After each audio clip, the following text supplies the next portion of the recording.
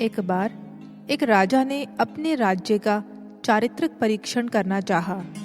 इसके लिए उसने एक तालाब खुदवाया और सारे राज्य में यह शाही हुक्म प्रसारित करवाया कि आज रात प्रत्येक नगरवासी इसमें 1 लोटा दूध डालेगा। शाम हुई, अंधेरा छा गया। सभी ने अपने अपने पात्र भरे और तालाब की ओर बढ़ गए। अगले दिन सुबह जब राजा अपने अधिकारियों के साथ तालाब को देखने गया तो आश्चर्यचकित रह गया, क्योंकि तालाब तो लबालब भरा था, लेकिन दूध से नहीं, जल से। कारण जानने पर पता चला कि हर नागरिक ने सोचा कि मेरे 1 लोटे से क्या फर्क पड़ेगा, और दूध के स्थान पर जल डाल दिया। आज भी समाज में ऐसे ही चारित्रिक मूल्यों में गिरावट आई है। सभी एक सुंदर समाज में रहना चाहते हैं, लेकिन अगर दूध से भरे सरोवर की अभिलाषा है तो हर एक को सद्गुणों रूपी दूध से अपना हृदय रूपी पात्र भरना होगा।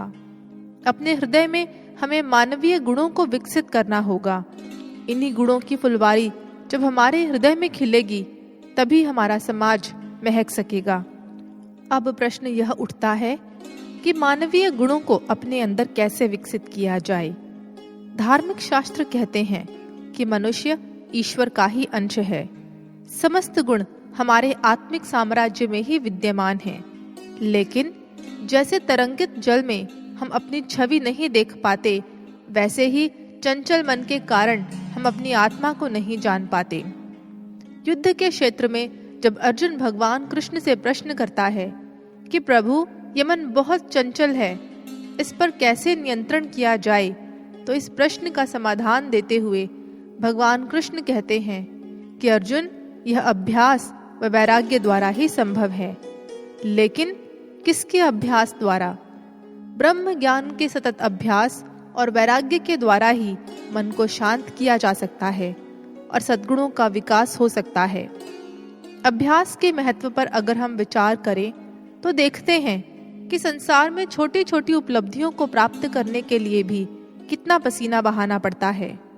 रिसर्च और सर्वे बताते हैं कि महज सुर साधने, वाद्य यंत्रों पर उंगलियां साधने और मार्शल आर्ट्स, तैराकी आदि विद्याएं सीखने के लिए कितने कितने घंटों तक अभ्यास करना पड़ता है।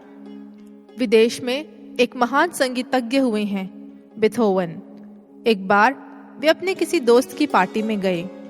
दोस्तों के आग्रह करने पर उन्होंने सभी के सामने पियानो बजाया। लोग उनके संगीत की मधुरता के कायल हो गए। इतने में एक महिला उठी और बीथोवन से बोली, ओ माय गॉड, काश भगवान ने मुझे भी संगीत कला के इस खूबसूरत तोहफे से नवाजा होता। यह सुनकर बीथोवन मुस्कुराए और बोले, निस्संदेह आप भी भगवान से यह तोहफा पा सकती हैं, पर इसके लिए पहले आपको भगवान को मनाना पड़ेगा। उन्हें मनाने के लिए 40 सालों तक रोज 8 घंटे पियानो पर अपनी उंगलियां थरकानी होंगी। तब भगवान आपसे भी खुश हो जाएंगे और इस हुनर का तोहफा आपको सौंप देंगे। सोचने की बात है कि जब सांसारिक विद्याओं के लिए सैकड़ों हजारों घंटों का अभ्यास करना जरूरी होता है, तो ब्रह्म ज्ञान के अभ्यास के लिए क्या ऐसा आवश्यक नहीं होगा?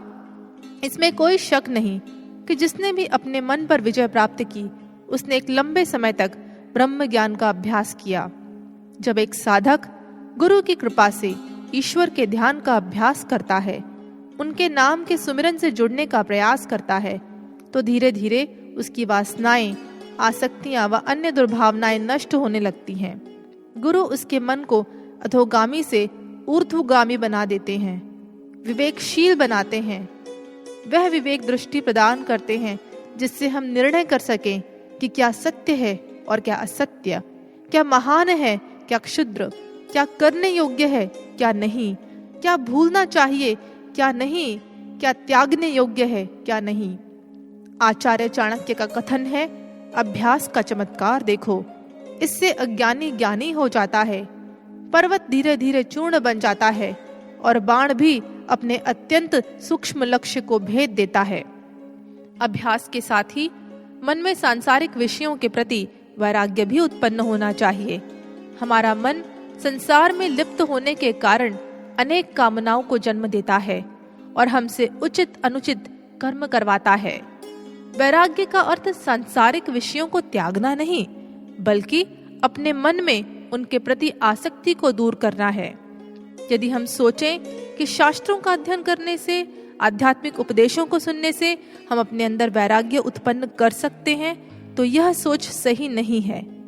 इस बात को प्रमाणित करते हुए इतिहास हमारे सामने रावण का उदाहरण भी रखता है। वह 4 वेद 6 शास्त्रों का ज्ञाता था, लेकिन फिर भी क्या वह अपनी आसक्तियों का त्याग कर पाया? अपनी प्रबल आसक्तियों के कारण उसने निकृष्ट कार्य किए। मन की आसक्तियों को त्याग देना इतना आसान नहीं है, क्योंकि अगर आप किसी को कहें कि वह अपनी झोपड़ी को छोड़ दे, तो क्या वह मान जाएगा? नहीं। परंतु यदि आप उससे कहें कि तू झोपड़ी छोड़कर महल ले ले, तो स्वाभाविक है कि वह झोपड़ी को सहर्ष ही त्याग देगा। जब मन साक्षात परब्रह्म श्री गुरुदेव के चरण कमलों का ध्यान करता है, उनके प्रेम का रसास्वादन करता है, तो तुच्छ सांसारिक रसों की इच्छा का त्याग स्वतः ही हो जाता है। संत सूरदास जी कहते हैं कि मेरो मन अनंत कहाँ सुख पावे, जैसे उड़ जहाज को पंछी फिर जहाज पर आवे। यही अवस्था होती है मन की, जब गुरु चरणों से उसकी प्रीति हो जाती है।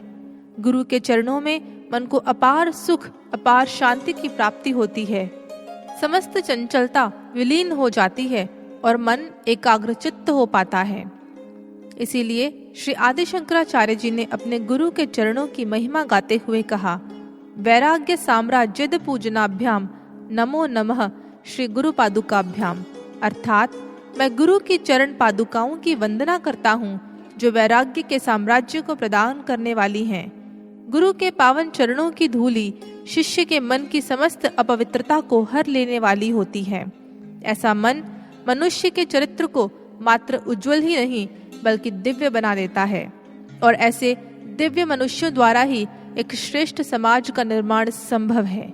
इसीलिए आइए हम भी ईश्वर से प्रार्थना करें कि हमारा मन सदैव गुरु के चरणों में लीन रहे।